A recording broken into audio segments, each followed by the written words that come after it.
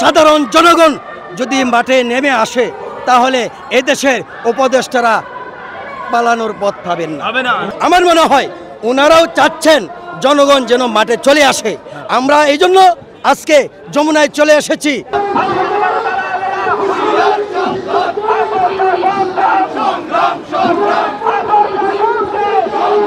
আওয়ামী লীগকে অতি সত্বর নিষিদ্ধ করে সন্ত্রাসী সংগঠন হিসেবে আওয়ামী লীগকে বাংলাদেশ থেকে তাদের রাজনীতি এবং তাদেরকে চিরতরে নিষিদ্ধ করে তারা যেন আর ভবিষ্যতে এরকম বাংলাদেশের মধ্যে রাজনীতি করার কোনো সুযোগ না পায়, আমরা সেই প্রত্যাশা করছি।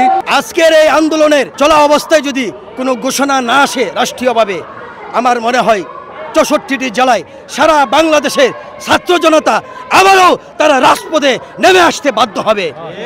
আর ছাত্র জনতার সাথে এদেশের সাধারণ জনগণ যদি মাঠে নেমে আসে তাহলে এদেশের উপদেষ্টারা পালানোর পথ পাবেন না, পালানোর পথ পাবেন না।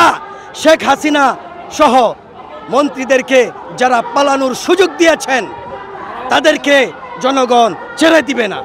আর যদি আইনের মুখোমুখি করেন তাহলে আমরা এখন পর্যন্ত তাদের প্রতি আস্থা এবং বিশ্বাস রাখতে চাই।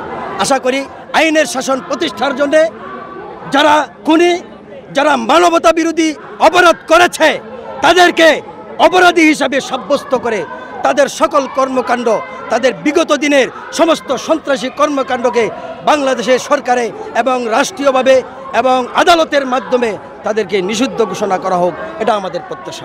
আমরা দেখেন এই দেশের সর্বোচ্চ একটি আস্থার জায়গা হলো বাংলাদেশের সেনাবাহিনী। আমরা এখন পর্যন্ত বাংলাদেশের সেনাবাহিনীর প্রতি আমাদের আস্থা বিশ্বাস রয়েছে, যেহেতু সেনাবাহিনীর উপরেও সর্বোচ্চ প্রধান নির্বাহী ক্ষমতা যার হাতে, তার নির্দেশ ছাড়া সেনাবাহিনী চাইলে কিছু করতে পারেন না। আমরা এখন পর্যন্ত প্রধান উপদেষ্টা পরিষদ সকলের প্রতি আমরা এখন পর্যন্ত আমাদের বিশ্বাস আছে। আমরা গণতান্ত্রিকভাবে আমাদের কথাগুলো বলতে চাচ্ছি। আমার মনে হয় ওনারাও চাচ্ছেন জনগণ যেন মাঠে চলে আসে। আমরা এই জন্য আজকে যমুনায় চলে এসেছি। আজকে উপদেষ্টা পরিষদ যাতে আন্তর্জাতিকভাবে বিশ্বের কাছে বলতে পারেন যে জনগণের দাবির চাহিদার অনুপাতে আমাদেরকে এই দেশের যারা হত্যা খুন করেছে তাদেরকে আমরা নিষিদ্ধ করতে পারবো।